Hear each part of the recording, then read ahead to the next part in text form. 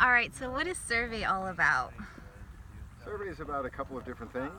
There are two basic goals. The process is that we dig, as you can see here, a small pit, 40 centimeters by 40 centimeters by 40 centimeters, on a grid every 5 meters across the whole site. We started this process 9 years ago and continue by doing a slice of the site every year. The goals of the survey are, on the one hand, to get a general idea of which parts of the sites were occupied at which periods. We dig a hole,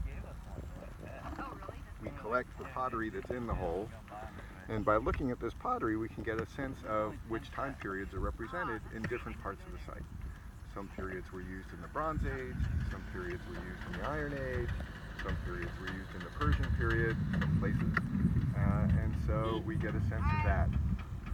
More recently, most of what we've gotten is a sense of what happened on the site after it was abandoned, the way that the top of the site was used in the last 2,000 years after people moved away, since most of what we find is in that top 40 centimeter layer. So we get a sense of what people did here when there wasn't actually a town here anymore, when people had moved away towards the coast, but they were still using this as farmland, as vineyards, as fruit orchards, as watchtowers.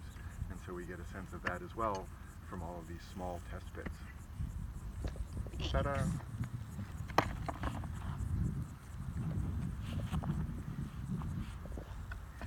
You made it up. No, it's awesome. This is what I've been doing for the last 2 days. And doing very well. Thanks.